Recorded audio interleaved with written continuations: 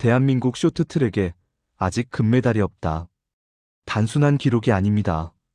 이건 우리 스포츠 역사에서 거의 들어본 적 없는 문장입니다. 1992년 알베르빌 쇼트트랙이 정식 종목으로 채택된 그 순간부터 대한민국은 한 번도 빠짐없이 금메달을 가져왔습니다.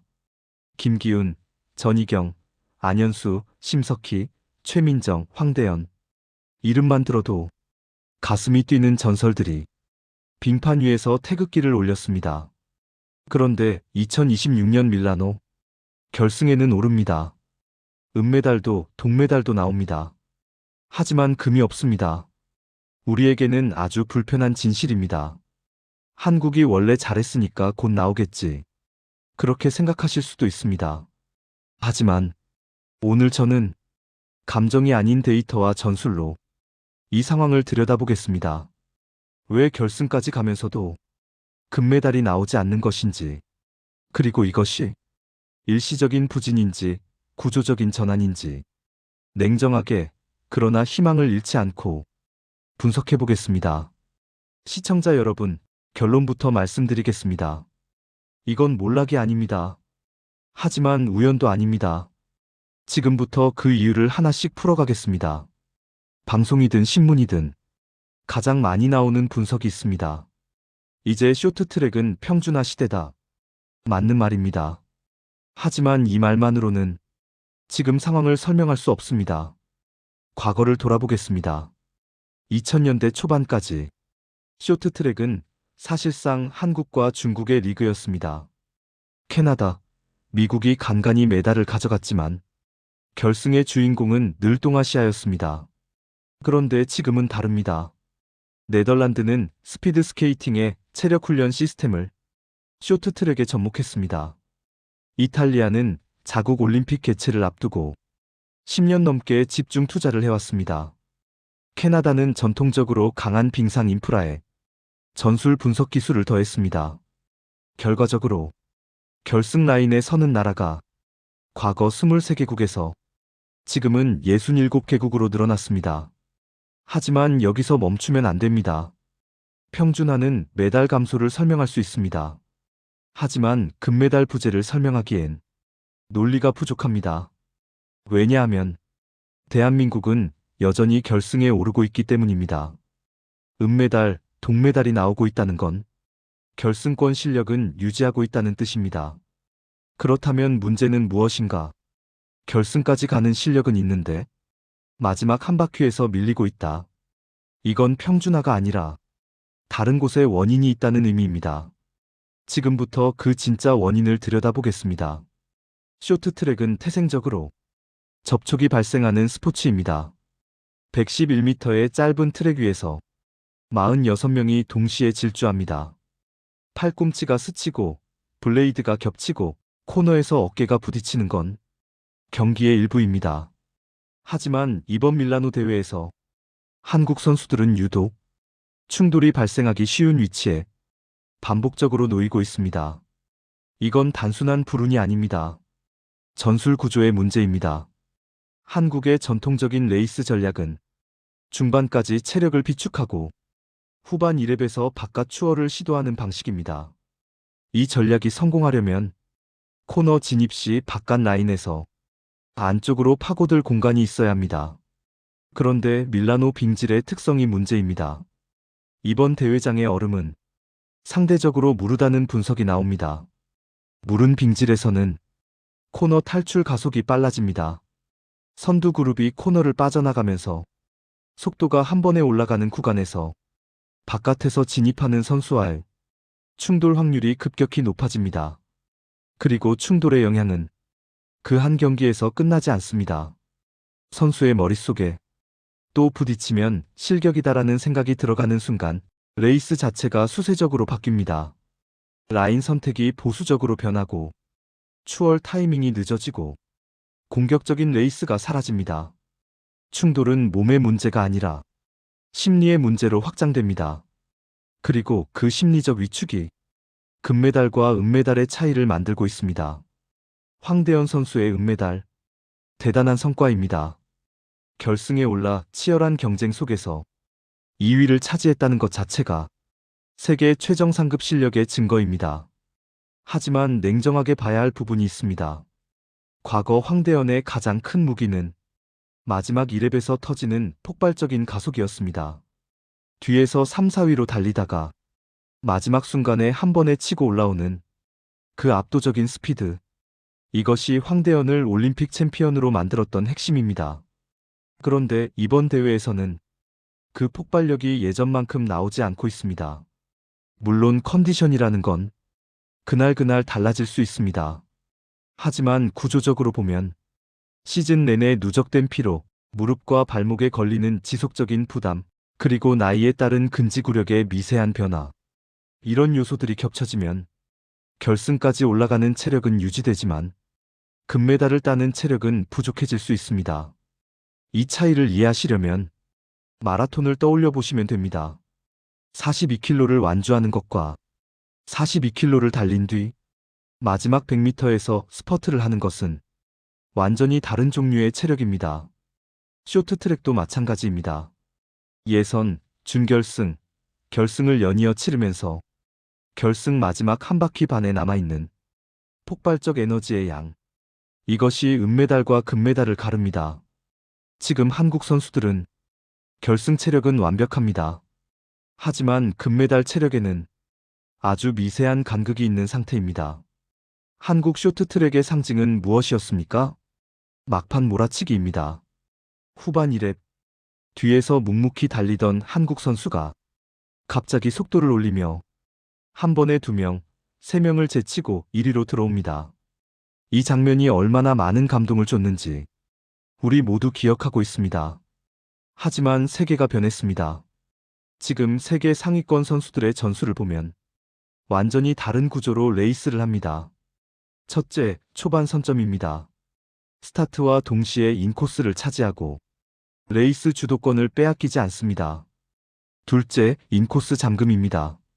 한번 안쪽 라인을 잡으면 몸을 낮추고 팔을 넓게 써서 뒤따르는 선수가 안쪽으로 파고들 틈을 원천 차단합니다. 셋째, 속도 유지입니다. 후반에 폭발적으로 올리는 게 아니라 처음부터 끝까지 일정한 고속을 유지합니다. 이 세 가지가 결합되면 뒤에서 올라오는 선수에게는 추월할 물리적 공간 자체가 사라집니다. 한국의 전통 전략인.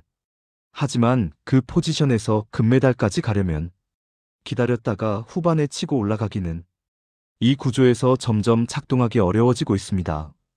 실제로 이번 대회에서 한국 선수들은 결승에서 3위, 4위 포지션에서 추격하는 패턴이 반복됐습니다.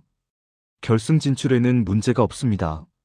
상대의 실수가 필요합니다. 상대의 실수에 의존하는 전략은 금메달 전략이 아닙니다. 전술의 재설계.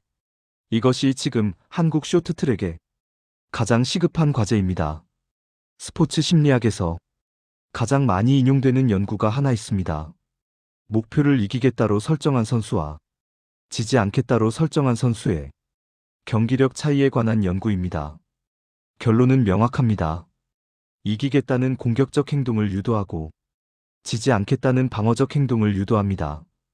두 사람의 기술이 완전히 같아도 결과는 달라집니다. 지금 한국 쇼트트랙 팀의 상황을 이 프레임으로 보겠습니다. 혼성계주에서 접촉사고가 발생했습니다. 그 이후 팀 전체의 분위기가 미묘하게 달라졌습니다. 이번엔 실격만은 피하자. 깔끔하게 가자. 안전하게 메달권에 들어가자. 이 생각들은 나쁜 것이 아닙니다. 오히려 합리적입니다. 하지만 금메달을 따는 데는 치명적인 장애물이 됩니다. 실제 경기에서 이 심리가 어떻게 나타나는지 보겠습니다. 코너 진입 시 0.05초만 늦게 진입해도 추월 라인이 사라집니다. 추월 시도 전 한순간의 망설임. 여기서 들어가면 부딪히지 않을까? 이 생각이 0.1초를 만듭니다. 그리고 그 0.1초가 금메달과 은메달의 차이입니다. 경쟁국들은 진화했습니다. 단순히 실력이 좋아진 게 아닙니다. 훈련의 구조 자체가 달라졌습니다.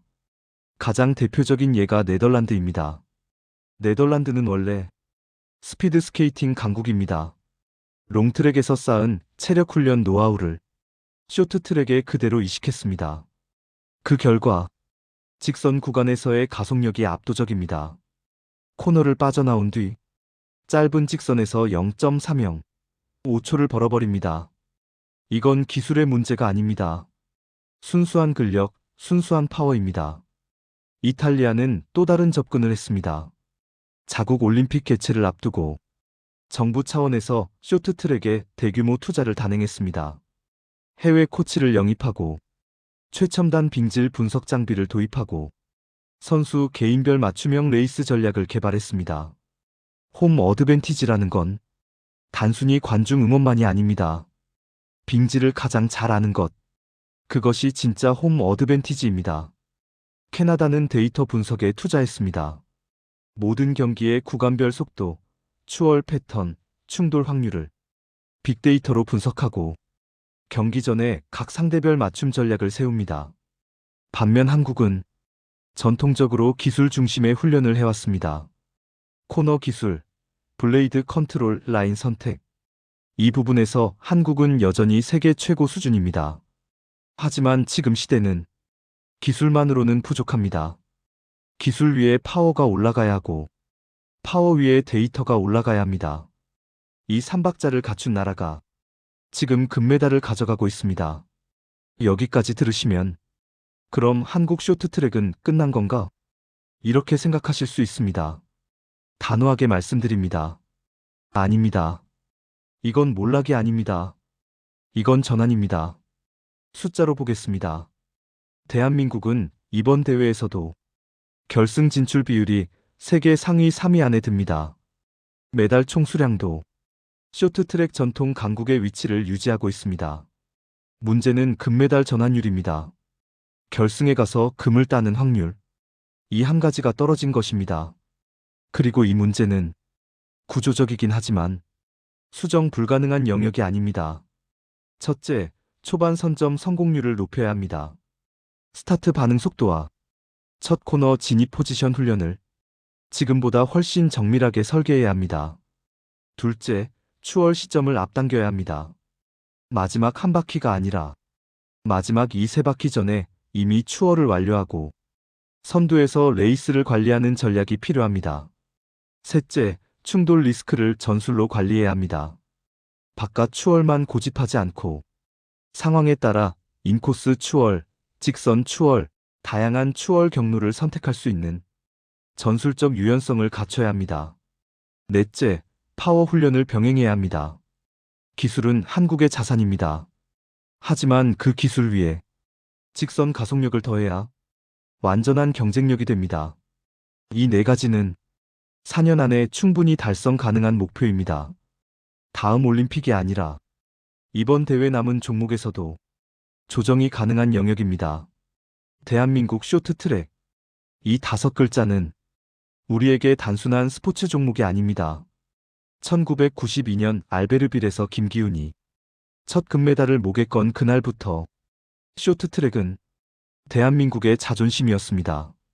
작은 체구로 거대한 서양 선수들 사이를 비집고 들어가 마지막 순간에 역전하는 그 장면은 우리 국민 모두의 가슴에 깊이 새겨져 있습니다. 지금 금메달이 없습니다. 그 사실이 아프긴 합니다. 하지만 분명히 말씀드립니다. 이건 실력의 문제가 아닙니다. 접촉 리스크 관리의 문제이고 폭발 체력의 미세한 차이이고 전술 구조 변화에 대한 적응의 문제이고 심리적 무게중심의 문제입니다. 그리고 이 모든 것은 수정 가능한 영역입니다. 쇼트트랙은 한 바퀴에 10초입니다. 그 10초 안에서 0.01초를 다투는 종목입니다. 지금 한국에 부족한 것은 그 0.01초의 정교함입니다. 그것은 실력의 부재가 아니라 완성도의 문제입니다. 밀라노는 끝이 아닙니다. 밀라노는 재설계의 출발점입니다. 평준화 시대에 다시 한번 압도하기 위해 무엇을 바꿔야 하는지 이번 대회가 정확하게 보여주고 있습니다. 대한민국 쇼트트랙은 멈춘 것이 아닙니다. 지금 더 강해지기 위한 준비를 하고 있는 것입니다. 금메달은 반드시 돌아옵니다. 왜냐하면 빙판 위에서 가장 간절한 나라는 여전히 대한민국이기 때문입니다. 이제 남은 여정, 여자 3000m 계주와 남자 5000m 계주, 여자 1500m 경기가 남아 있습니다. 우리 대한민국 태극전사들의 금메달을 응원합니다. 감사합니다.